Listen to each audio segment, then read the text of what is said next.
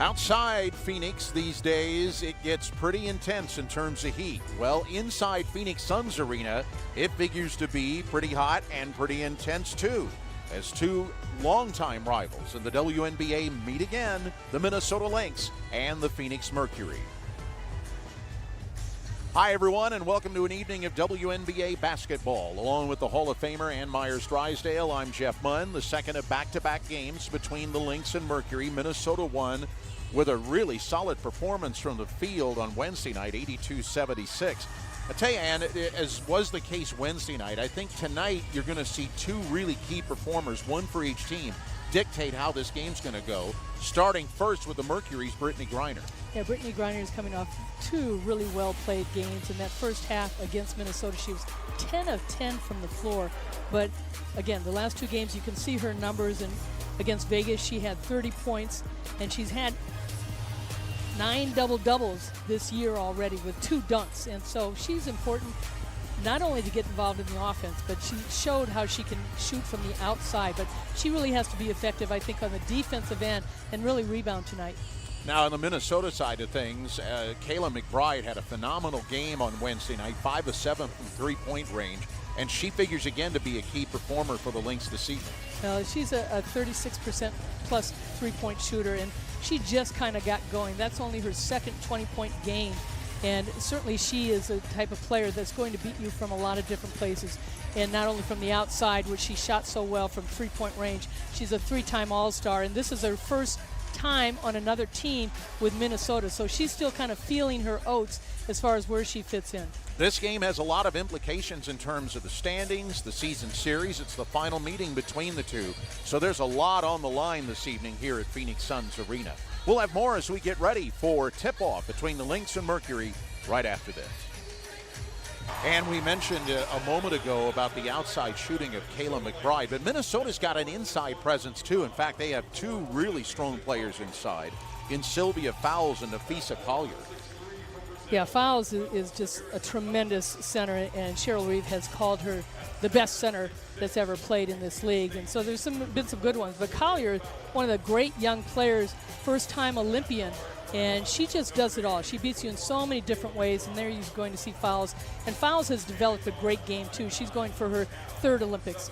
And to watch these two play has really been fun because, again, last year it was kind of the first year, but Fowles had to sit out some of those games because she was hurt.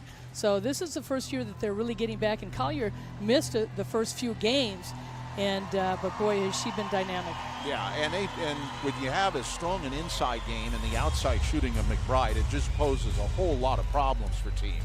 And the Lynx have really shot consistently well of late. In 7 of their last 10 games, they've shot 45% or better from the field, including the 50+% on Wednesday night in a win here over the Mercury. Here are the starting lineups, and no changes from Wednesday night. As you can see, Fowles, Collier, McBride, Clarington, and Damiris Dantas for Minnesota. Diggins Smith, Nurse Taurasi, and Diana Taurasi in her third game back after missing about a month due to injury. Brianna Turner and Brittney Griner. Griner said the other night she had the strong game, but her quote was, "Yeah, I put up a lot of good numbers, but we didn't win, so it doesn't matter." And I kind of like that approach. I mean, you want a player to be focused on winning the game. And it's always the case. I mean, players, yeah, the numbers are great, but they don't look at it, honestly. It's about winning, and if you win, your team goes forward. And getting to the championship is so important. And both these teams, obviously Minnesota winning 4, and Phoenix has won 3, and I should say Sylvia Fowles going for a 4th Olympics, not 3rd. But you know, Sylvia Fowles and Brittney Griner has been such a great matchup for a long time. Yes. Minnesota, you know, the big thing for them is they've got to score inside, and they last 6 games they've outscored their opponents in the paint and did big against Phoenix the other night. And Phoenix, they've got to execute. I mean, they did well in the first half, but yet Minnesota was right there. So the execution is blocking out on the offensive boards because the Minnesota Lynx did such a great job. 12 offensive rebounds. They average over 7 rebounds a game on the offensive end. And then they've got to set picks. They've got to, make good passes.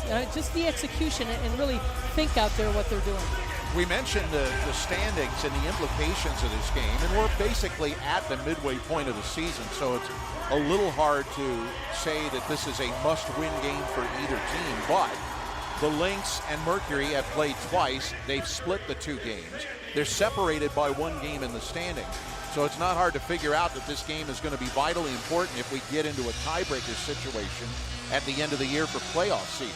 And if you look at that very first game for both teams, it was in Minnesota and basically won by the Mercury with Diana Taurasi tossing in a three-point shot at the buzzer. Yeah, and so many of these games between these two teams go that way. This has been, as we said, one of the most intense rivalries. I know every team in the league likes to say we have a rival and it's a really intense rivalry. I honestly believe, and you would know this better than anybody, here's that game winner by Taurasi on opening night. They had the issue with the clock, but it was going to count no matter what. But I honestly think, Ann, that the Mercury derives more joy from beating Minnesota and feels more pain from losing to them than just about any other team in the league. And I'll throw the LA Sparks in with that. I think these games between the Mercury and Minnesota mean so much to both teams. So as you said, they've knocked each other out, getting to the finals, and just the matchup with Diana Taurasi, and when they had Simone Augustus and Maya Moore and Taj McWilliams, and it just Katie Smith, which was probably beforehand, but still, it just they've had such great players go through there. And when Cheryl Reeve took over, because they had several coaches way before her, and she's done such a wonderful job, and I love that she gets on her players too. She doesn't care who you are, she's going to direct on how to make you better. Minnesota opens with the opening tip, and off we go on a Saturday night, and a three in the corner doesn't draw iron. Now, Dantes is a good three-point shooter, so that's a big plus, though, for Phoenix getting that defensive rebound. Little change in the uniforms tonight, too. The Mercury were in the home white on Wednesday, and the Lynx wore their road jerseys, and it's turned around for this evening. Nurse. Well, Nurse had the shot. She had the shot, and then she took it in. And so one of the things Sandy Brondello said, we've got to continue to stay aggressive, but you've got to take good shots, too. Three at the top doesn't go by Dantes, and back comes Phoenix. And here is Skylar Diggins-Smith. Now, one of the things Cheryl Reeve talked about after the game for the Lynx was that we only got 9 free throws in that game. How come we're not getting as many free throws as our opponents? Pass intended for Griner, tipped away, and it's taken out of there by Collier. Now, 2 turnovers by the Mercury on overpassing. And that continues to be a huge issue for this team. There is Kayla McBride, and she breaks the seal on the scoring. She does such a nice job using the screen. And then Skylar Diggins-Smith trying to draw the foul instead of just going in for the shot. McBride down low, fouls, can't get it to go, and Griner the rebound. What I was going to say about Minnesota, the interesting thing is they do have a strong inside presence. You would assume that they get a fair amount of fouls called their way. But as Cheryl Reeve said, it just hasn't happened that way. And this is a Lynx team, boy. They've come back from a lot of games down, and down by 18 against Atlanta. Pass inside, tipped away from Griner and taken out of there by Collier. Third turnover by the Mercury, and Minnesota has really taken advantage. They've gotten on the run and pushing Phoenix back on transition defense. Mercury come into tonight averaging a -3 in turnover margin, and it's really hard to develop a momentum and string wins together when you're constantly losing the turnover battle. Clarendon goes to McBride, back to Clarendon. Picked up after New York let her go. She's been in the league 9 years and had a season high 20 a couple games ago, and Cheryl Reeve just believes in her veteran leadership. Skylar Diggins-Smith gets the Mercury on the board. Yeah, what a great pickup to get Clarendon. He just got caught up in a numbers battle for roster spots in New York. Well, Dantes looks like she's been told to take that outside shot. Taurasi from three-point range puts Phoenix in front.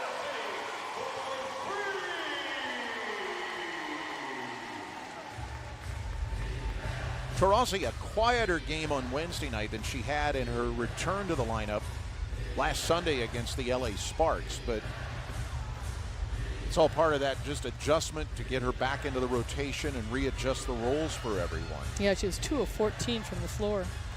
Fouls.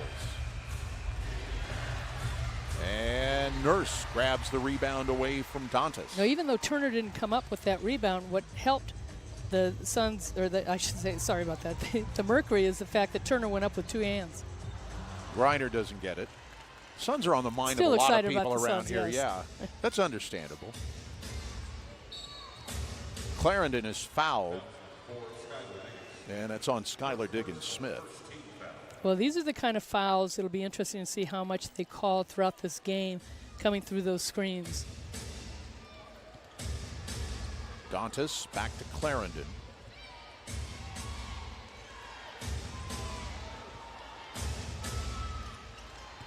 And it goes back to Dantas, and it is blocked by Turner out of bounds. And that's something the Mercury do as well as anybody in the league. Turner just using that left hand. Her timing is so good on the defensive end. It's her 26th block. A lob in, gets away from fouls, and here is a breakaway for Nurse. Well, I think that that's a big relief for Nurse, just to get a basket, an easy basket under her belt. So a 5-0, make it a 7-0 Mercury run. Here's fouls, and Griner the rebound. So at the moment, the Lynx are 1 shot and out. Taurasi. Turner is fouled on the way up. And that's what you mean about aggressive. And it's an inside pass. It's one of the few they've been able to complete. And Turner holding on to it by being aggressive. And then you see the block by Turner again on Dantas. And Turner getting to the free throw line. But, you know, Turner did a nice job holding on the ball. But, again, being aggressive, attacking your defense, and forcing them to make a foul inside. Coaches will tell you there's an awful lot of points available when you drive to the hoop, including the 2 that Turner made right there. McBride lobs it down low, and Collier turns and scores it off the glass, and she's fouled. A heads-up play by the Lynx, and the Mercury getting back not quick enough and not recognizing where the ball was, and a great pass inside to Collier. Just a one-on-one situation. No weak side help by the Mercury. Collier's close to 90% at the line this year. And even with that, she trails Kayla McBride by quite a bit. McBride's leading the league at 98% from the stripe. Taurasi alone for a 3 at the top. And Dantas the rebound for the Lynx. McBride tries a corner 3 and knocks it down. Well, here we go again. Well, that's going to open things up, because you can see Dantas or Collier, they're coming right down into the middle of the paint. And so you've got to get back, and otherwise they've got a great pass inside. And when you have McBride hitting shots on the outside, it just opens things up. Nurse kicks it back out to Diggins-Smith. Well, you can see the Lynx just laying off. I mean, really, your three-point shooter is Diana Taurasi, and they're sticking to her. Clarendon backs it out a bit and hits the jumper from the top of the free throw circle. And the Lynx on a bit of a scoring run, and they move back out in front by 3. Nurse a 3 at the top.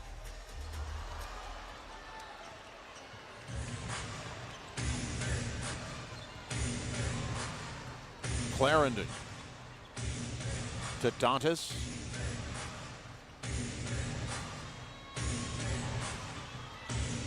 Back down low to Dantas. Nice pass from Clarendon. You know, it's such a mismatch, too, because the Mercury, you've got Diggins-Smith and Nurse defending big players. And Clarendon, a good passer, getting it inside.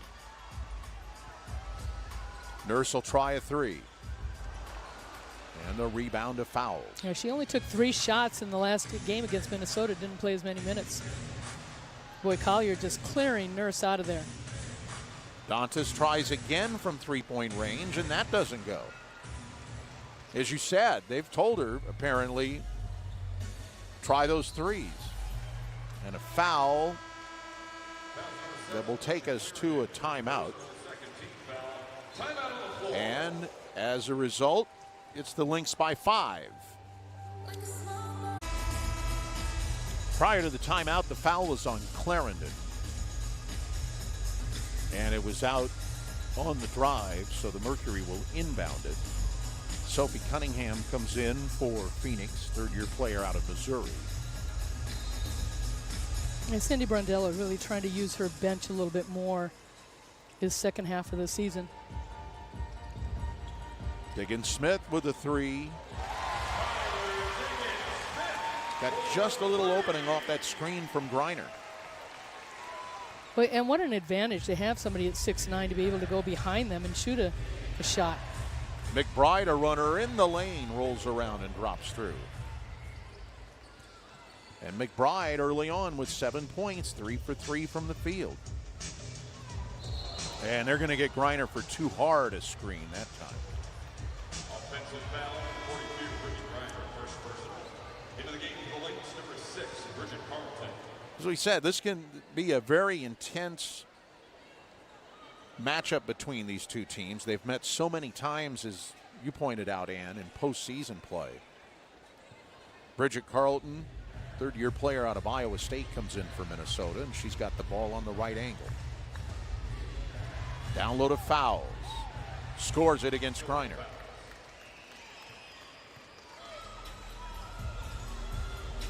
Well, the one thing for the Mercury in this game, they're going to have to play 40 minutes. You've got to keep that energy up against this Lynx team because they never stop coming at you. Megan Walker, Kia Vaughn out there as well. Vaughn has it and gets tied up. Well, she got intimidated by Sylvia Fowle at 6'6" right there, and one of the top shot blockers in the league. Brittany Griner is number 1, but you know, when you got 6'6" in front of you, even though Kia Vaughn, a veteran player, went down and just said, okay, I'm waiting for it. And Griner controls it. Cunningham, a runner, fouls the rebound. She knew she had to get the ball up. Shot clock was running down. That's right. And look at how quickly the Lynx get the ball down the court, and nice block out by Cunningham. But, you know, again, transition defense going to be very important for the Mercury. Crystal Dangerfield in for Minnesota. And a 3 by Diggins-Smith doesn't go. Now Walker did a nice job on the rebound. 2 minutes remaining in the first quarter. 2 minutes. McBride to Dangerfield, down low to Fowles. And yeah, that's a travel. Now Cheryl Reeve feels that the last possession, 2 possessions by the Lynx with Sylvia Fowles was getting bumped by Brittany Griner, and she gets called for a travel there. And Cheryl Reeve explaining her case to the officials. Well, and the other thing in this last game, Griner took 10 shots. She's only taken 1 in this first half. She took 10 in the first half the last time.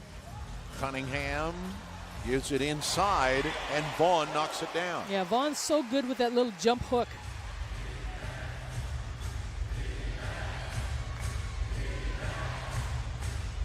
Fouls again against Griner. Having trouble getting position, but makes the shot anyway. She uses either hand so well, and you can see her footwork down there pivoting. Was a great athletic move.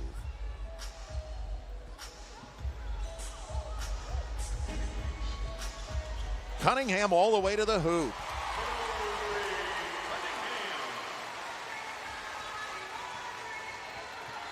Somebody left her alone, and she just had a clear path to the basket.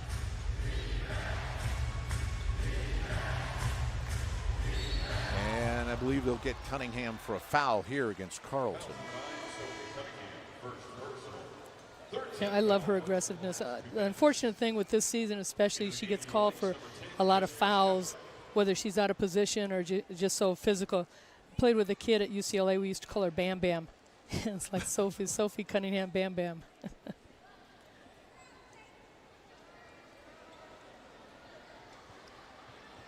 Minnesota's Little done, delay. Minnesota's done a nice job though controlling the tempo of this game.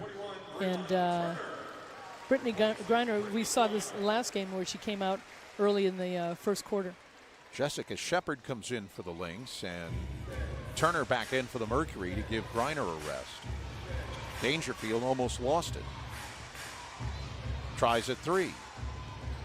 And a great block out there by Turner. Well, certainly a focus in the off day that 2 days that the Mercury had against the Lynx, because they just got dominated on the offensive glass. Vaughn is going to get called for a 3, I believe. Yeah, she was waiting for somebody to cut and get open.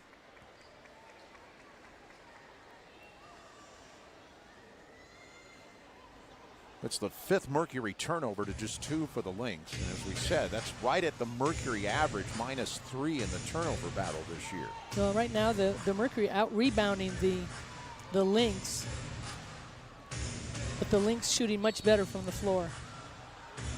Foul outside. It's over the team foul limit. It's going to be on Kia Vaughn. Second team foul in the last 2 minutes. And I believe that's going to send Jessica Shepard to the free throw line. Another stat that stood out in that last game is how the Lynx had more assists than the Mercury, which the Mercury, they score so well when they're moving the ball, and that last game it did stick a lot. They've only got 2 assists in this first quarter where the Lynx have 5. Makes them both. And we come to the final 10 seconds of this first quarter. Nice. Underneath and in for Brianna Turner. Dangerfield doesn't get it at the buzzer, but Minnesota a 4-point lead. So the Lynx lead at 22-18 through 1 quarter of play at Phoenix Suns Arena. Lynx lead it by 4 through 1 quarter, and as was the case Wednesday night, Minnesota being led offensively by Kayla McBride. Kayla McBride, the number 3 pick by the San Antonio Stars back in 2014. Boy, she just, with this new team, has not slowed down at all. And, her numbers have been pretty consistent. 2018 was probably her best scoring over 18 points a game. And I'm sure she'll warm up to this team as the games go on. So the Mercury start with possession to open the second quarter. Mercury shot 41% from the field in the first quarter. Lynx 45%. Well, Lynx had 10 points in the paint in that first quarter. And McBride commits a foul, and that's Kayla McBride's first. Taurasi back out there. She played 6 minutes in the first quarter. Shot in the lane goes in for Diana Taurasi. She's so deadly when she gets in there and creating not only space for herself, but creating fouls.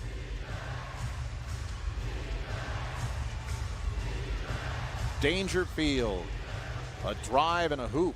Well, Dangerfield came in for Clarendon in that first half. Clarendon in the other night only played about 9 minutes in the first half. Dangerfield, even though she didn't hit her shot, she was 1 of 8, but she was so effective in passing the ball with 7 assists.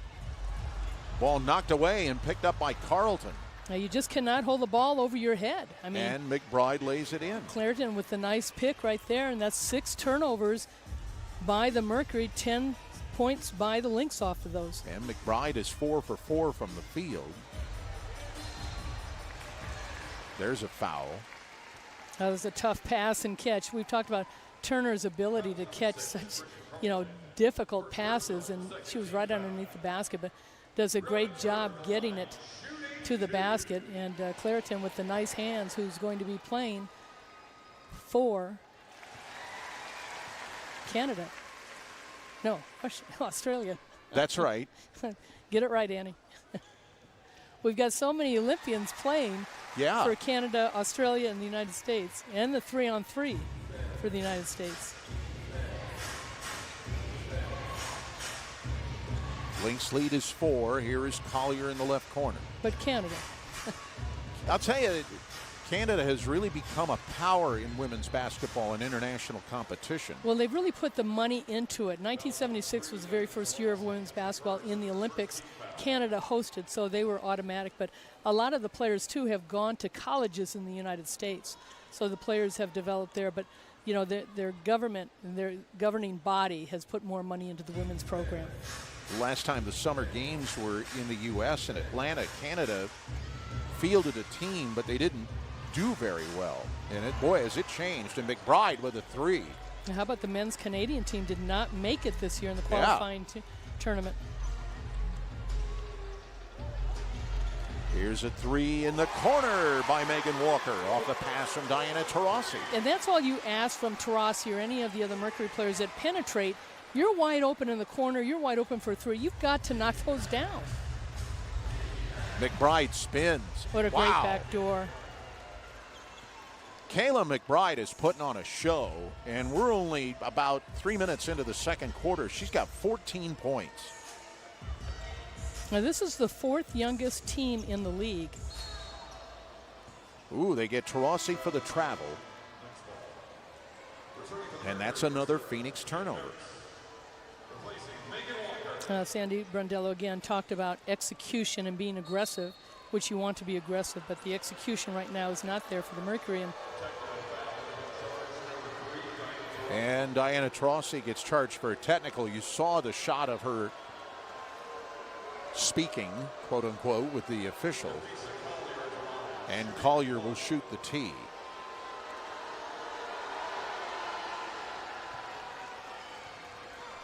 Well, certainly wants an explanation about getting inside. I'd take the travel over the foul, but the fact that she got called for a technical, and you know, it's another thing that Sandy Brondello talked about is like they've got to have the discipline, you know, not to foul, but also the discipline to be able to execute and run your offense. Nope, nobody on Dantas, and one of the things that Sandy Brondello says, you cannot leave people open. You've got to contend. And Dantas finally knocks one down on her fifth try from three-point range, and Sandy Brondello says we need a timeout. The Lynx have stretched their lead to 10 here, 3 minutes into the second quarter.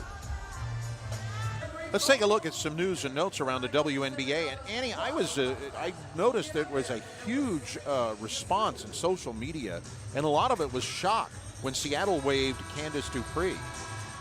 Well, her minutes had diminished, and Katie Lou Samuelson had come back from the 3-on-3 Olympic team qualifications. And I think just not only her minutes diminishing, where they were going to fit her in. And I know Kennedy Burke from UCLA, she was in Indiana last year, and she's moved on to the team. And so, you know, you got Stewie, who's playing really, really well, and they went with the younger players, even though Sue Bird at 40 is doing it.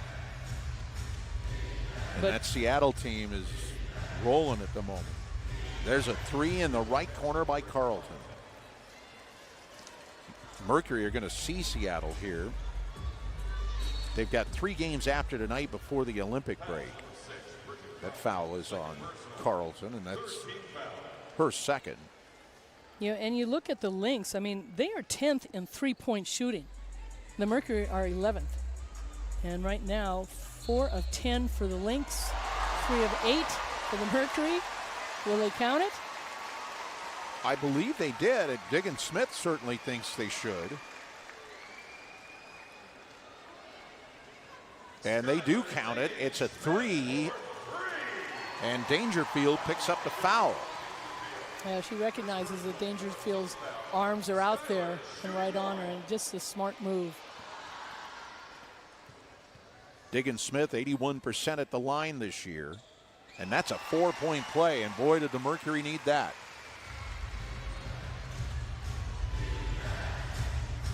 Fouls back out there for Minnesota. Carlton goes in. Collier all by herself in Yeah. the lane. Cannot believe she didn't go up for the shot. Dangerfield goes back out to Carlton. Dantas Well, off the glass. Fouls just backed Griner up into the middle, and the Mercury went into a zone, and Taurasi wide open. And didn't get it to go. There was contact. There was There contact. was. They didn't call it. And the fact, though, that she went for the contact more than the shot. And there again, Sylvia Fowles getting down underneath the basket, and the Mercury continue to allow the Lynx players to do that on the post. But, you know, a frustrating play and possession by the Mercury and Diana Taurasi. It's like, you know, I got the contact. How do you not call the foul? And Turner commits the personal at the other end. Brianna Turner's first. And Taurasi's got to be kind of careful. She's already got a tee.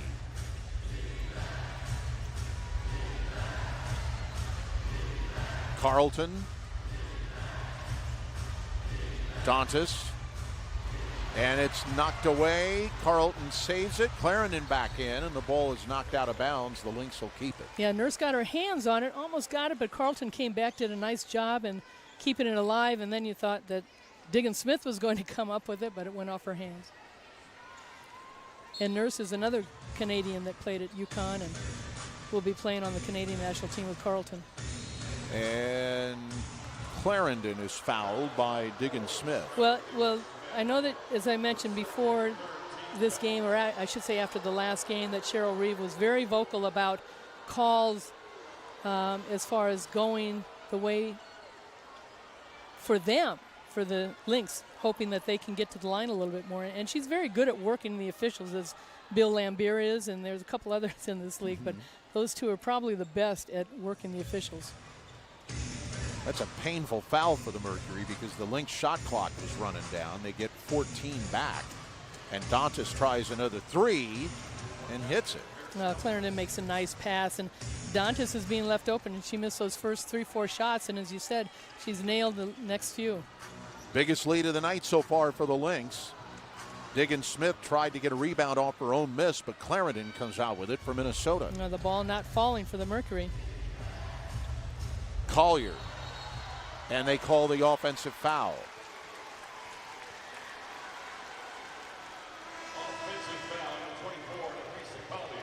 Kayla McBride comes back in for Minnesota.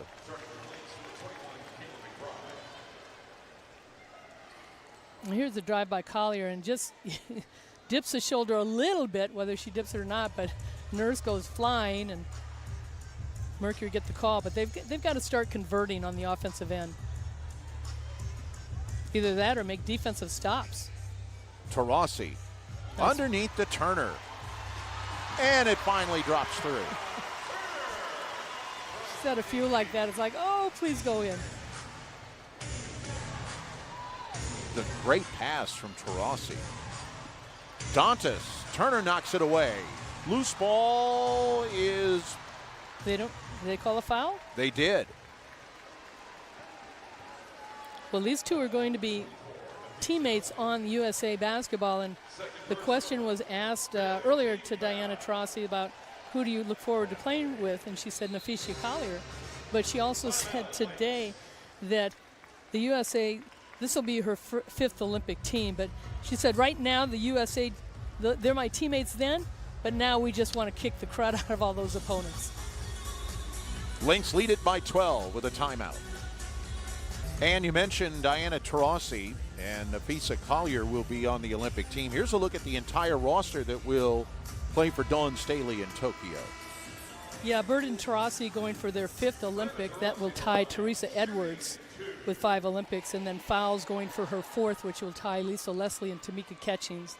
Then you got Tina Charles, BG being in her second one, Brittany Griner, along with Brianna Stewart. I just want to keep calling her Stewie. But they interviewed Skylar Diggin Smith the other day about making her first Olympics, and she goes, I'll be the oldest first year at 30 years old. But she was very emotional about it, how hard she's worked. You know, she had her pregnancy, and then she had the knee injury early on in her career and so forth. So she's really, this has meant a lot to her. McBride, another three. She is 7 for 7 from the field, 3 for 3 from three-point range. 17 points. Griner back in, and a late foul call on Fowles, I believe. Yeah, Griner makes a great move on Fowles way outside the key, and it's too bad that she can't use her left hand a little bit more, but she gets herself to the free throw line because that going to the left hand. But here's the pass. I mean, McBride is getting plenty of air time to get the shot off. And that was, again, Griner has only taken one shot after going 10 for 10 in the first half in that last game. And fouls, 2 of 5. Those two are number 1 and 2 in field goal percentage. Griner coming into the night 82% at the line. And Griner is 1 of 5 people in the league right now averaging over 20 points. And she has 2. Lynx lead is 11. Clarendon is back out there running the point for Minnesota. Collier. And it's finally controlled by Phoenix, and Diggins Smith hurries into the offensive end. Again, Diggins Smith trying to create contact, but instead Griner is going to get called for the foul in the back court. Loose ball foul, 42, Brittany Griner, for second. I think there was a technical as well. If it was, I'm sure it was on Skylar Diggins Smith, because felt that there was a lot of contact down there, and McBride will shoot the tee. well, you can see what the Lynx are doing. You haven't really seen the Lynx leave the floor to block a shot. They're just getting position.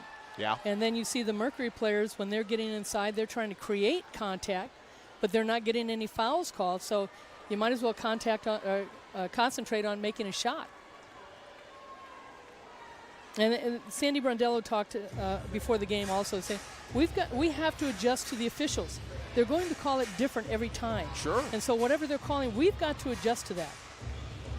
Personal foul, by the way, was on Griner.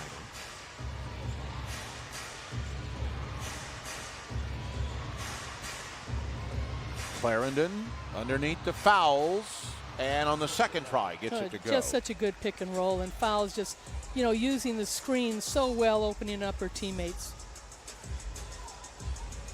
And that's the thing about Sylvia Fowles. I mean, she's got double-doubles and 30-point games and 19 rebounds this year, and yet she can not have a lot of numbers, but she's so effective for her team. She played at LSU. I think she was teammates with Simone Augustus for a big period of time. Yes, and in that fact, her freshman year, she played for Sue Gunner. And yes. The great Sue Gunner, and was a 1980 Olympic coach. But the thing about Sylvia, it took her a while, I think, in the league, because she was so sweet. Sylvia is such a nice person, and short by Taurasi on that 3.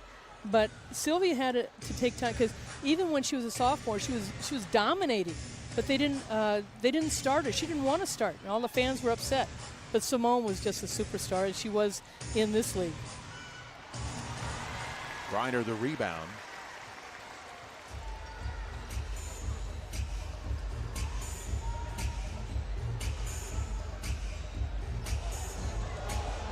Diggins Smith. And Turner runs right into her, bringing her defense, didn't know where she was going. And, Skylar Diggins doing so many good crossovers. And by the time she got to the last one, Turner was right there, block her out. You can see the frustration on Skylar Diggins Smith's face. Yeah. And that could be a team-wide frustration for the Mercury at the moment, because very few things are going right for them. They've got 8 turnovers. The Lynx scored 13 points off of that. Diggins Smith is a high scorer for the Mercury at 9 points, and 18 points already for McBride.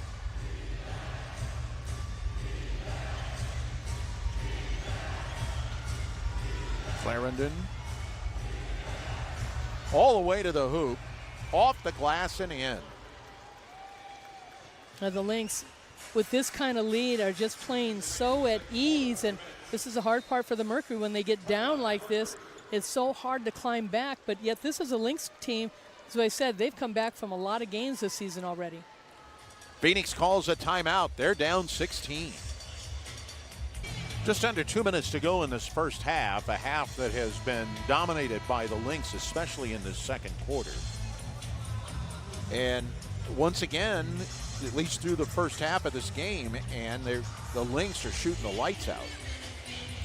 Yeah, they really are. When you get a big lead, but certainly I think the Mercury have done a nice job on the boards. They've got 13 boards to the 15 by the Lynx, and Sylvia Fowles has 6 of those. But the assists, there's 13 assists by the Lynx and only 6 for the Mercury. And Mercury they're shooting 40%, but the Lynx are shooting 57%. And 6 of 13 from threes for 46%. Griner to Taurasi. She's fouled. I like the move coming out of this timeout, posting Diana Taurasi up, and Griner making the pass. It's a tough pass from that angle. You'd like to see her come a little bit lower down towards the free throw line extended, but Taurasi gets it, and she's so good wherever she is on the floor. People talk about spots. Players got to get to their spots, which didn't hear that terminology when I played. Yeah. What was a spot? Anywhere on the floor was a spot. But Taurasi can go anywhere, and that is a spot for her. Yeah, I was going to say, there is every inch of the 94 feet seems like a spot for Diana Taurasi. Collier. And that goes off the glass and in. She's fouled. That goes against Megan Walker, and that is Megan Walker's first. A couple of UConn players, Huskies out there. There's a few of them out there, along with the Irish. Yeah, both schools are very well represented. And the lead for Minnesota now, 17. Taurasi lost her defender, but a whistle, and I think...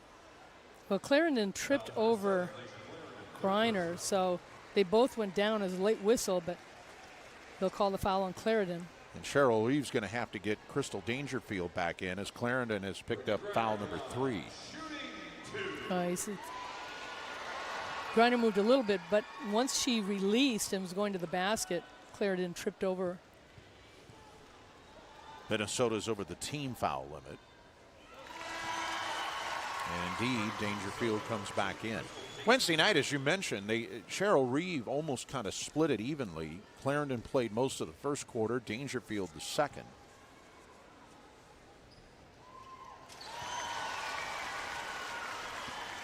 Griner now with 4 points, all at the free throw line. Dangerfield doesn't get the 3, and Taurasi ends up with the rebound, and a down-court pass was tipped away from Skylar Diggins-Smith. Now the Lynx just sending one to the offensive glass, and if it's Sylvia fouls, you're in pretty good hands, but the Lynx getting back transition defense and making it tough for the Mercury to get a run going.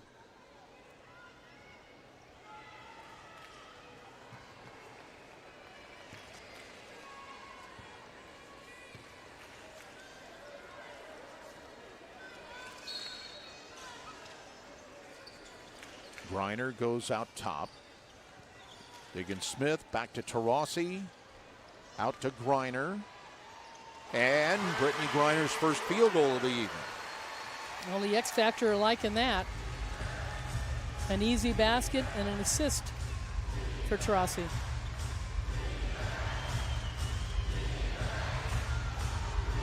Collier has it blocked, and they're going to call the foul on Walker. Well, Sandy Brondello, frustration over there on the other side. And there's 11 fouls called by both teams. Not a lot of contact, it didn't appear. Well, they'll probably say that her arms were forward. And that's the hardest part. When you get down low and when you're defending, you have to bend your knees because it makes you sit, which pulls your shoulders back and brings your arms back. But a lot of times when you're defending, you get in there and you put your arms up and they go forward automatically. Lynx are perfect. In fact, both teams are perfect at the free throw line in this first half, as we're under a minute to go.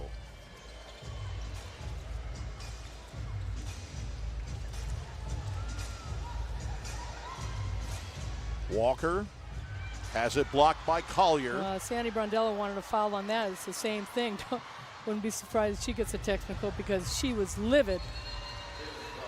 And indeed, she gets a technical after McBride hits the hoop. Kayla McBride now 8 of 9 from the field, 20 points. And yeah, I'm with you. You could see that coming.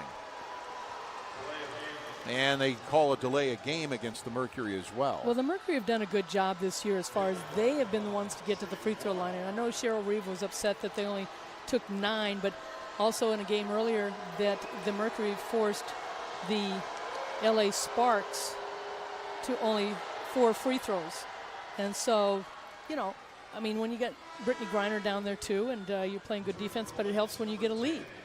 And right now, again, the foul's not going for the Mercury, and what kind of adjustments they've got to make. They've got to put some defensive stops out here. And this is not a game that they certainly can't get back into. You know they have the offensive potential to make up the deficit, but you're right. The first thing you got to do is you got to stop Minnesota from putting up so many points. And they had some good looks early, but they turned the ball over early 3 times. Taurasi goes to Walker. Doesn't go, and the half comes to an end. So Minnesota dominant, especially in the second quarter, when they outscored the Mercury by 14 in quarter 2 alone. And they take an 18-point lead into the locker room at halftime. Coming up at halftime, relive Diana Taurasi becoming the first player in WNBA history to reach 9,000 career points. Lynx by 18. Minnesota leads it by 18 as we get ready for the second half at Phoenix Suns Arena. And along with Ann Myers-Drysdale, I'm Jeff Munn. Stop me if you've heard this before, but Minnesota was led by the red-hot shooting of Kayla McBride in the first half. Her third 20-point game. Her season high is 26, which was the last time they played against Phoenix. And Kayla McBride is just beating you from everywhere on the floor. And she's knocking down threes. Her teammates are finding her. And then she's curling around screens. She's getting in the lane. She's getting herself to the free throw line. And, you know, just showing her versatility of all the ways she can beat you. And certainly shooting the ball well. As she's gotten to the free throw line 2 of 2, she's 3 of 4 from three-point range, and you know, just with those 21 points, has just done a fabulous job for the Lynx. Conversely, if you look at the backcourt for the Mercury, Skylar Diggins-Smith, Diana Taurasi are a combined 5 of 14, and that needs to improve for Phoenix in the second half. Well, certainly struggling tremendously, and they've had some tough shots. I think even when they've been open, they've you know, kind of had to hurry the shot a little bit. So nothing's been easy for them. I mean, that was probably the best shot that we saw by the Mercury, and it probably wasn't the easiest. I think they had a couple layups, but still the Mercury just really have not gotten on track. They've kind of slow, and then when the Lynx really took off on them, they just haven't been able to get stops. They haven't been able to get good shots, and certainly you want to get those 2 players started. And a lot of that will be reflected in the first half stats, as you see there. The Lynx shooting 58% from the field and 6 of 14 from three-point range. And as you've pointed out, Ann, the assist category, the Lynx have 15 assists. The Mercury are usually pretty good at moving the ball around.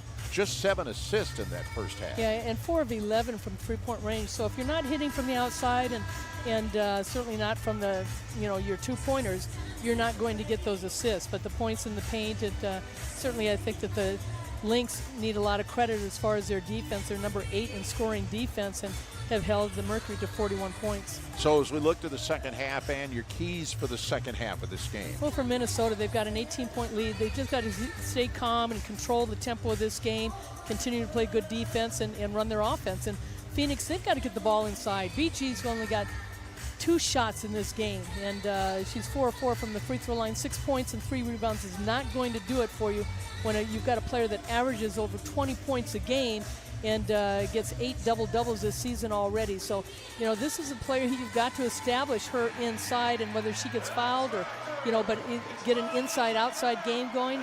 And even Sylvia Fowles, I mean, she's 3 of 8 from the floor. She's 6 points and 7 rebounds, but she hasn't gotten on track. But, you know, her teammates are helping her out. Somebody's got to help Brittany Griner out. The interesting thing about the way this game has gone in the first 20 minutes is both teams have committed the same number of fouls, but it's the fouls that haven't been called, especially on the Phoenix side of things. Diana Taurasi, Skylar Diggins-Smith, and head coach Sandy Brondello all with technicals in the first half. And Griner misses a jumper to open half number 2. Well, it's a good play when they came out, and obviously in the last game, she was hitting those shots. But Sylvia Fowles' defense is a little bit different, and I thought that Griner rushed that shot a little bit. Speaking of rushing shots, McBride might have rushed that one a little bit. And Taurasi into the offensive end for the Mercury. She's knocked to the floor. I don't know how she does it at 39 to continue to go inside. I mean, she creates those fouls. And Dantas is not happy about how her shoulder feels. But for her to split that defense, she's just such a physical player. And she goes into Dantas, but she trips right over her leg, too. First foul on Dantas. And Griner. The Griner's got to get a better angle, and Sylvia Fowles is so active and athletic, but Griner's got to get a better angle to use the backboard and not allow Sylvia Fowles to push her out. And look at Dantas getting deep in the lane. Same thing that they did in the first half. Shoots a little fadeaway that doesn't go, and Turner the rebound. The thing of it is, though, the first two possessions for the Mercury in the second half, they've gone right to Brittany Griner. That one a miss by Kia Nurse. Well, not a high percentage shot, but I liked how she was aggressive. But nobody from the Mercury attacked the offensive glass. Dantas, another miss from three-point range. Dantas now 2 of 8 from outside the arc. Now she's going for her third Olympics for Brazil. How about this? When she started playing, she went to Jeanette Arcane, one of the great players of the WNBA in the early days. Yes, with the I Comets. remember. She went to Jeanette Arcane's basketball institute at 11 years old. McBride misses a 3, and it ends up in Turner's hands. Down court, Diggins Smith. Again, contact, but Clarendon getting out of the way enough where Diggins Smith misses the shot. Okay, now I'm racking my brain. Arcane played for Houston Comets. That's right. 4 championships. The very first 4 with Cynthia Cooper, Cheryl Swoops, Tina Thompson, Van Chancellor, the coach. Collier with the shot there. Yeah, Houston, that team was pretty good. Year in and year out, I'd say. Started off this league in 1997, and they played in the finals that first year against Phoenix. Cheryl Miller was the coach. Yes, indeed. Jennifer Gillum, Michelle Timms, Bridget Pettis. Foul is on Collier. I mean, you and me, it seems like yesterday that was going on, but I know I laugh when I hear Candace Parker or Sue Bird or Diana Taurasi talk about, well, we're old. And I was like, well, okay. yeah, well, Remember the ones that got you here. exactly. Remember the ones that were in the beginning. As a matter of fact, the WBL back in late 70s, early 80s was the first women's professional basketball league. And there was a league that was operating right before the WNBA ABL. started, The ABL. Taurasi makes both free throws. That's why I said, 2000 was, people will say that might have been the first dream team for the WNBA, but I say it was 1996 because those women that were on that team basically were the Olympic team, but they played around the country. And even though there wasn't a pro league yet for the WNBA, most of them played around 60 games, I think, against different teams. A 3 doesn't go by Alana Smith. Yeah, she had plenty of time. Come in for the first time. Yeah, she's only averaging about 6 minutes a game, and this up-tempo is, I think, an advantage for, Clarendon knocking the ball out of Taurasi's hands, and she does such a great job, Clarendon, I think, does, as far as recognizing where the dribble is on the person that she's guarding, and Diana kind of had a high dribble on the left hand, and there was contact, and Taurasi not happy about it. Well, Taurasi creates contact. Loose ball foul, and it's her second. Yeah, once the ball was loose, Diana just kind of kept going into Clarendon, and that's where the foul was called. Clarendon Nice inside the fouls, but you're right, it was a terrific pass. And Nurse does not convert at the other end. And Clarendon is bumped in backcourt by Skylar Diggins Smith. And you start to see the frustration is really starting to come out now for the Mercury. But that's where you have to say, you know, let it go. I mean, it's not going to change. So, and we talked about it in the first half. So even on that play, I thought Nurse was going to go in for a reverse. Instead, she tries to create the contact and takes herself out of a position to get the shot in a good way to get the off the board. Clarendon with a free throw line jumper, and Minnesota's lead is 20. Now, Clarendon has been solid in this game, 15 minutes, but she's 4 of 4 from the floor with 4 assists. And they call a foul on Kayla McBride. That's McBride's second. And we talked about it. Cheryl Reeve was able to sign Laisha Clarendon away after Clarendon had been let go in New York. Cheryl Reeve moved very quickly to get Clarendon in. And Clarendon had her best year last year in New York with Sabrina Ionescu out. And so she got a lot of minutes out there, and she thought she was going to be on the team, but they brought in a lot of guys. Benaja Laney, Sammy Whitcomb. Again, great rotation, great shot, but ball doesn't fall.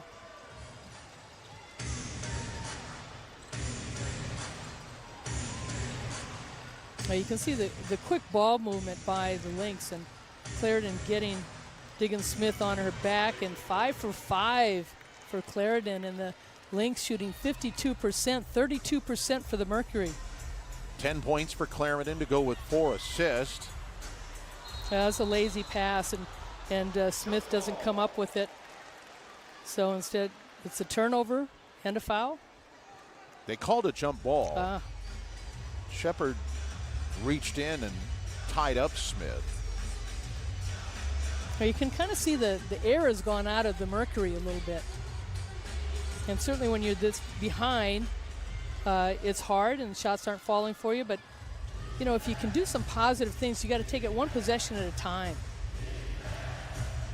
Yeah, it's not too often when the Mercury are playing without a lot of energy in front of the X Factor. Well, the Mercury only have 2 points in this quarter. Clarendon, and that was knocked away by Smith. You know, and Cheryl Reeve has talked about the defense, and they held Seattle to 5 points in their fourth quarter. That was a shot clock violation, by the way, so the Mercury do get it back. Even against Vegas in that overtime game, they held Vegas in the fourth quarter to 20% from the floor. Shea Petty is in for Phoenix, as is Macon Walker, who drives down the middle and fouls, blocks it.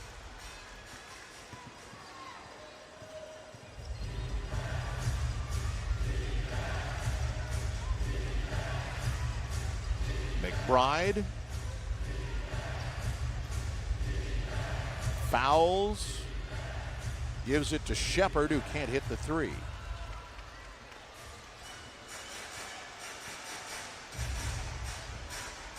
Nice pass. Griner can't get the shot to fall, and they're going to call on Griner. But what a big block by Sylvia Fowles, and there's a good pass inside by Diana Trossi. And Griner made the move into the lane, but a big block by Big Sill. Timeout, Minnesota with a big lead in the third quarter. Offense this third quarter being generated by Laisha Clarendon in a variety of ways. Yeah, she's really done a good job running the offense and just dominating the ball, knowing when to hold on to it, when to take the shot, use the screens, getting the defense on her hips, getting to the basket. I mean, her passing really has been pretty special in this game so far. She's got 4 assists, but she's 5 of 6 from the floor. She's the fourth player with double figures, and Cheryl Reeve has talked about getting, 5, 6 players in double figures, and this is a team that does that a lot this season. 10 points, 5 rebounds, 4 assists. That's a stat line that any coach is going to appreciate out of a point guard. Well, they've won their last 3 games and last 4 out of 5. It's almost like you discount those first 4 games because now they're getting everybody back, and they hope to get Aerial Powers back. And Clarendon, a tough shot, now has 12 points.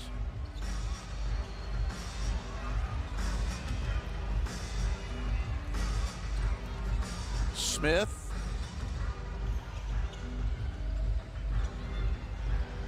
Hands it to Taurasi.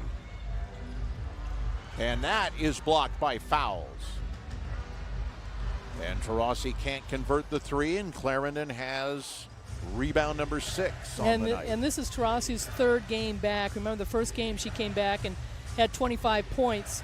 But, you know, fatigue, and Sandy Brondello talked about, you know, maybe a little fatigue in the last game, and you could see that Taurasi was kind of pointing at the bench. She's 2 of 8 from the floor and 1 of 4 from 3, so 11 points, double figures. But, you know, Taurasi's got her tough on that wind. Phoenix takes another timeout.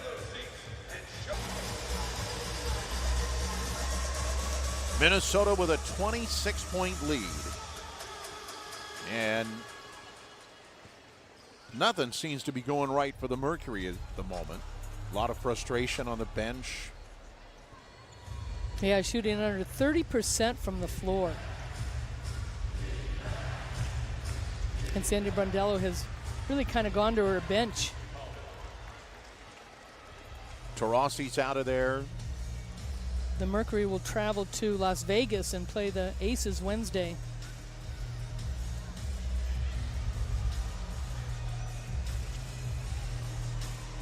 There's a jumper from Kia Vaughn. Just the 4th point in this quarter for the Mercury. You mentioned playing Las Vegas. Clarendon, another tough shot, and the foul.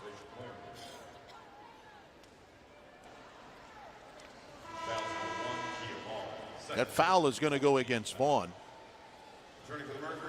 We said at the top of the broadcast that here's that play again as Clarendon goes to the hoop. Just a give and go, and does such a great job getting to the basket and gets the pass back. And, you know, Clarendon came into the league from Cal in 2013 as a number 9 pick for Indiana. This is her 5th team. So we've seen that a lot during the season, that you don't give up. Players don't give up. I mean, you're going to be traded and you're going to be, you know, cut and waived, and there's somebody that's going to want you. You've got to stay persistent. We talked about that in relation to Candace Dupree. Won't be long before somebody calls on Candace Dupree after she was waived by Seattle. Well, she's such a veteran, and, you know, what is she, number 4 on points, active? Right, yeah, You know, exactly. She's the active leading scorer in the league, and, you know, we had her in Phoenix and won a championship with her, and certainly I think Candace Dupree is so smooth. It's just so much fun to watch. That last foul on Shepard. And I believe they'll get Dangerfield for a foul here. And they do. I was going to mention that, you know, we talked at the start of the broadcast about the intense rivalry between the Mercury and Lynx. I've always thought that there was a budding rivalry just because of the geography between Phoenix and Las Vegas. And I've been to a couple Aces games up there at the Mandalay Bay, and it's very much a party atmosphere just like it is here most of the time. And so that's worth watching, and obviously the Aces are having a really strong year. Well, it just seems throughout the league that the West has a lot of rivalries, whether it's Vegas, LA, Seattle, Minnesota. Used to be San Antonio, now Right. it's Vegas. But in the Mercury, they just create a lot of that competition. Well, being one of the originals, I think, brings a lot of attention. And the success that the franchise has had with multiple championships, stars like Taurasi and Griner, anytime they come to town, fans know they're there. McBride, another 3. We're getting to burn the film territory here. But even, you know, talking about the Olympics, there's only 2 players in the WNBA from the East Coast, Tina Thompson and Ariel Atkins.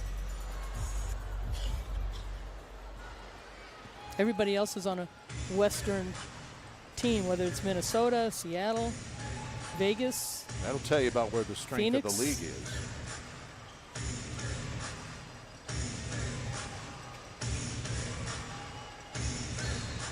And McBride stepped on the sideline. Well, Sandy Brondello just going to rest her starters as much as she can. and just a tough game to come back into. We'll see what the conditioning is of the second string. Under a minute to go in the third quarter. That was a good cut by Walker. Diggins Smith knocks down the three.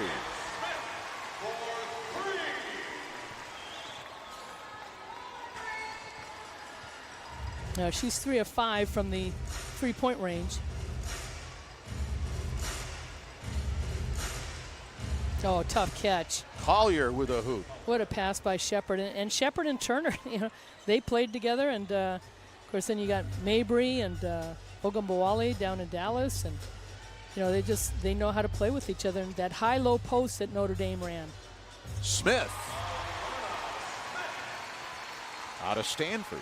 Yeah, she'll be on the Australian Opals team for the Olympics for Sandy Brondello, as Stephanie Talbot up in Seattle, who's leading the league in three-point shooting percentage, who played here in Phoenix. Dangerfield. Oh, she did a nice job keeping her dribble. And then Skylar Diggins coming down. Nice pass. Couldn't get it to go, and the third quarter comes to an end, and it is pretty much all Minnesota. Through 3 quarters of play, the Minnesota lead is 28.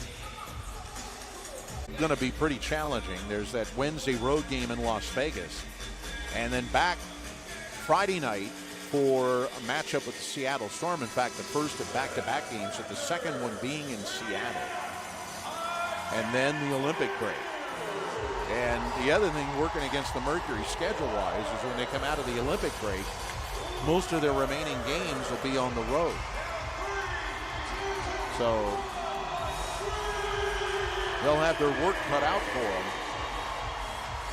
Well, they'll open up at home when they come back against Atlanta, Indiana, and Washington. And then you're right, they go on the road with Atlanta and 2 New York games. So into the fourth quarter. Collier and a foul. That might be Alana Smith. No, Megan Walker. And that's Walker's third. The advantage Cheryl Reeve has with putting Sylvia Fowl on the bench right now is the ability to have somebody like Collier to be able to play that center position.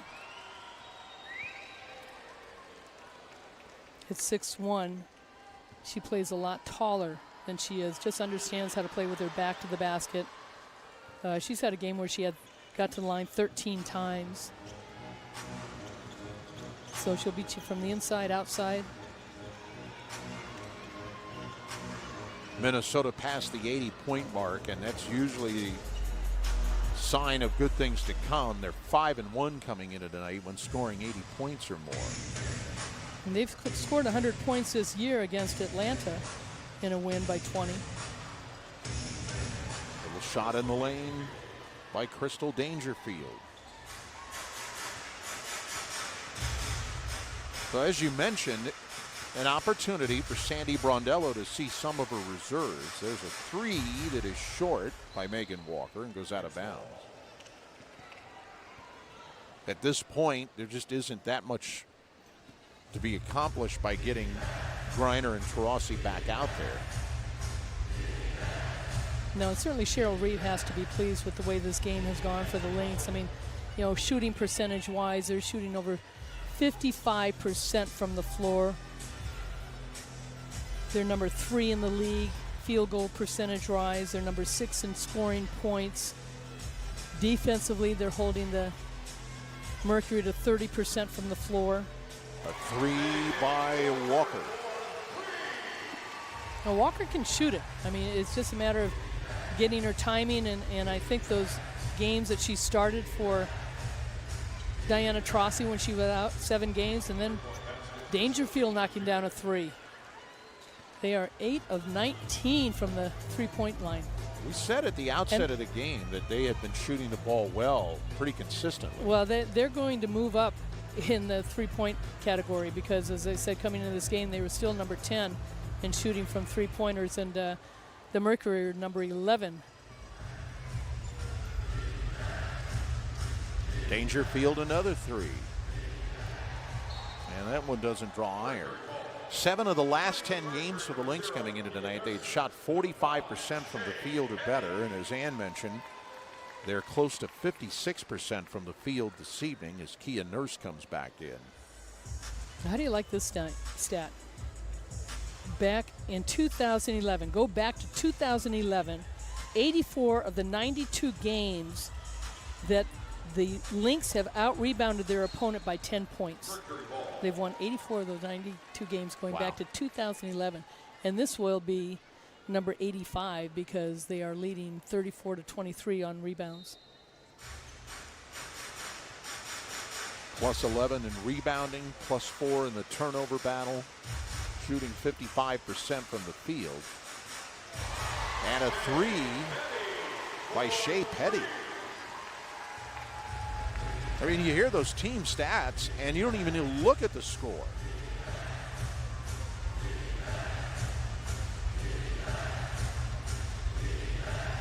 Shepard not able to convert. No, but I love the fact that she followed her shot. We don't see that very often, and that's just a, you know, that's ingrained in players.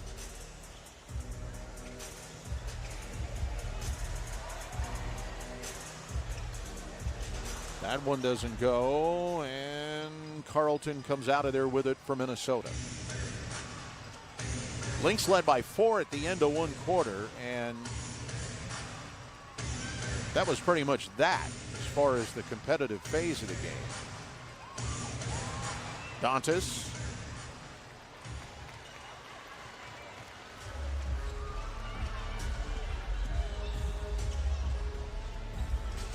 Smith.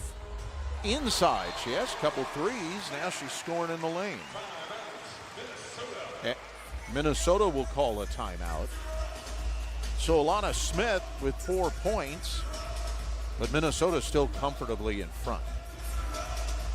Take a look at the WNBA standings, and this includes the afternoon action. And you'll notice that Indiana picked up their 2nd win of the year earlier today, defeating Connecticut. But up at the top, Las Vegas and Seattle, that's not going to come as much of a shock to anybody.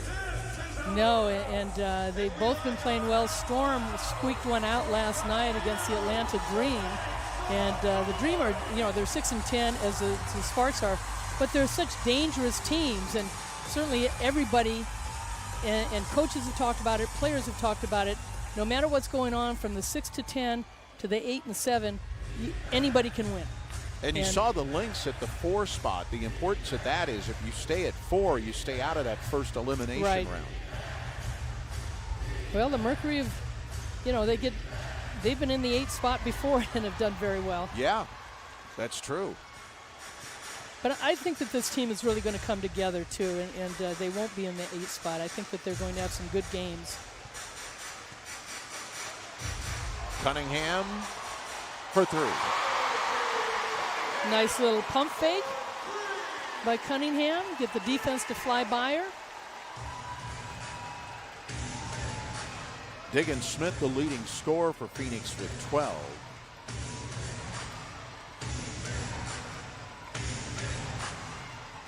And next is Taurasi with 11. So those 2 steals by Cunningham, she needs to stay in a defensive position. You know, that far out, you really take yourself out of the play, and it puts a lot of pressure on your teammates. Dangerfield with a 3 for Minnesota. Petty goes to Cunningham.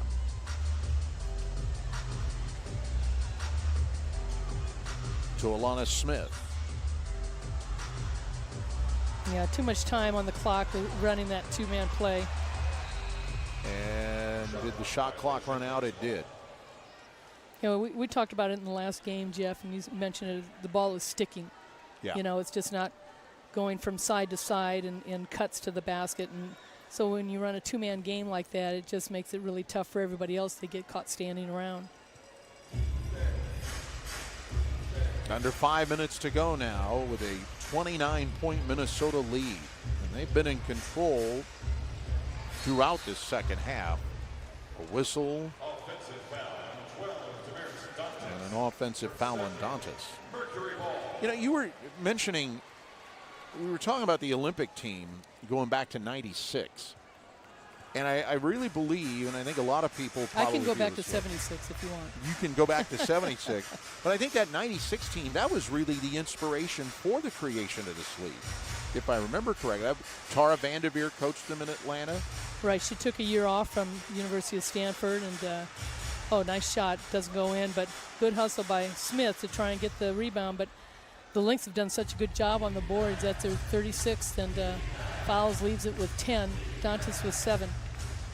But it was, the ABL was already going on, and right. Val Ackerman, who was working in the NBA office with David Stern and so forth, and as a matter of fact, David Stern was in the NBA offices when I tried out with the Pacers, so he knew that women could play. And Minnesota with a big lead, and we have a timeout. Just over 4 minutes left here with the Minnesota Lynx firmly in control en route to their 9th win of the year. Yeah, I want to get back to the start of the WNBA with Val Ackerman being the first president, who is going into the Naismith Hall of Fame in September, along with Yolanda Griffith, who played at Sacramento. Right. And Catchings and just went in, Tamika Catchings, and so did Kim Mulkey, who will be at LSU next year coaching, and Pearl Moore from St. Francis, and she is the all-time leading scorer in women's college basketball with over 4,000 points. And a lot of people forget about her, but she is going to go into the Naismith Hall of Fame. Oh, nice pass. And a better block. By Smith. The Dantas Lynx, off the glass. the Lynx just don't give up. Again, Nope. Scoring in the paint. They've got 40 points in the paint right now. They are plus 26 in that category. And their lead is 33. And so much that we've seen in the 2 games against Phoenix, certainly in these 2 games, how well nice shot by Petty. That's her second 3. But, you know, the fact that the Lynx, we talk about how many points they can score in the paint, but it's opened up by their 3-point shooting, especially by McBride. But Collier and Dantas can knock down shots too. McBride 9 for 13 from the field tonight. There's another shot inside by Dantas. Shepard is such a good passer.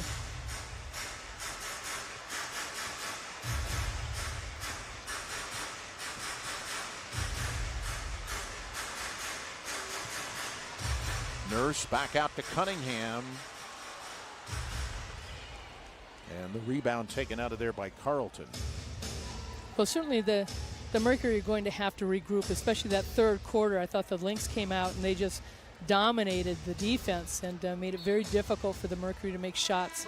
I thought also, even though the fouls have been even throughout the game, certainly I thought that the Lynx were a lot more physical, and the Mercury could not get calls, especially when they were going to the basket.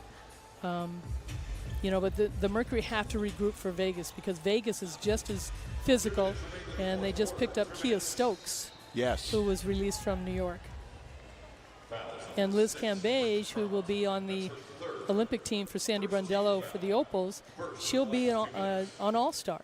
And so she's staying. Sandy Brondello is allowing her to play in the All-Star game, rather than that's going to be the training camp for, at that time, also for the Opals. And certainly a good competition for Liz Cambage to go up against the USA women. There's a 3 from Megan Walker. You talk about young talent in this league. Minnesota's got their fair share, and Vegas does as well. Well, the Mercury returned 9 players, and they are one of the older teams in the league. Nice steal by Smith.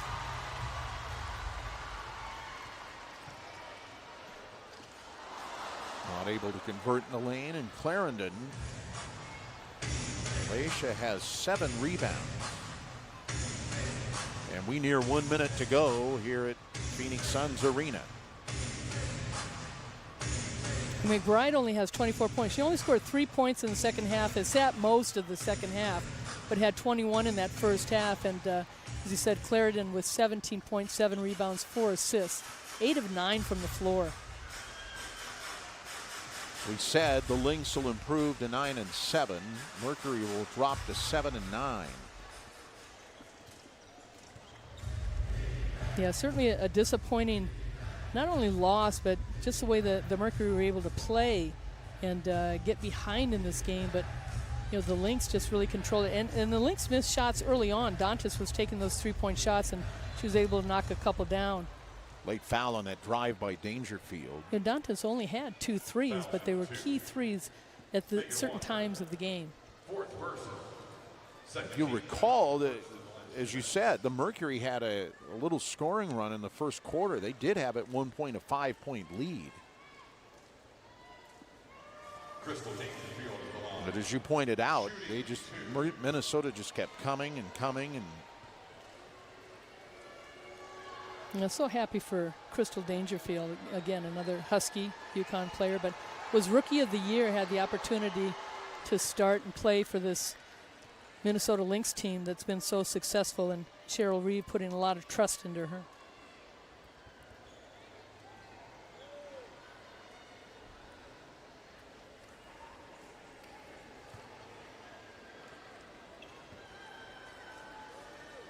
Now Dangerfield's second free throw try.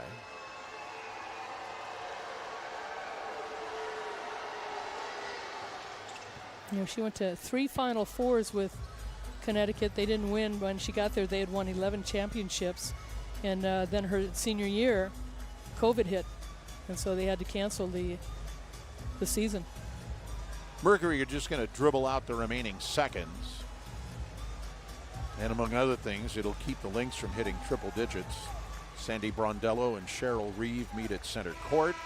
And that, as they say, will be that. And the Mercury, a rough night in front of the X Factor, and Minnesota just keeps right on rolling. Back-to-back games where they look very impressive in Phoenix. Minnesota wins it. A big win tonight for the Minnesota Lynx as they defeat the Phoenix Mercury by 31 here at Phoenix Suns Arena. And along with the Hall of Famer Ann Myers-Drysdale, I'm Jeff Munn, and a lot like Wednesday night, Ann, Kayla McBride really set the tone for Minnesota offensively this evening. She did. It was so much fun to see where she got her shots, and she was knocking down her threes, but using the screens. Sylvia Fowles set some really amazing screens for her teammates, but they were able to post up inside, and then the lane would open up for her. So she got points off the three-point shot, off drives to the basket, spins to the basket, free throw line, and she hit her spots tonight, that's for sure, for the Lynx. And we said it at the beginning of the telecast that Nafisa Collier and Sylvia Fowles would be big inside factors. Collier, very solid night, and that's 2 games in a row where she's been very effective inside. The 2019 Rookie of the Year, and she just never stops moving. That's what I love about her game. She's just constant motion on both ends of the floor, and she'll get the ball, but she'll also set great picks, and she never quits playing. Final stats on tonight are going to tell you all about, and as I said in the final minutes, you could look at the stats and wouldn't even need to look at the scoreboard. 55% from the field. That's the 8th time in the last 11 games that the Lynx have shot 45% or better from the field. Plus 10 in assists, plus 28 in points in the paint. That's that inside game we were talking about. It is. It just looked like the Mercury were not ready to play. The fact that Brittany Griner only had 5 shots and only 1 shot in the first half. When you have somebody that big that is coming off 2 big games that we promoted her in the beginning, and then just cannot get the ball, I think that's tough for the Mercury. They've got to come out and readjust and be ready for Las Vegas. Both teams back in action on Wednesday. The Mercury will be in Las Vegas against the Aces. Minnesota goes home to host Dallas. So Minnesota wins big tonight by 31 over the Mercury. For Ann Myers-Drysdale and our entire crew, I'm Jeff Munn. Thank you so much for being with us. Good night from Phoenix.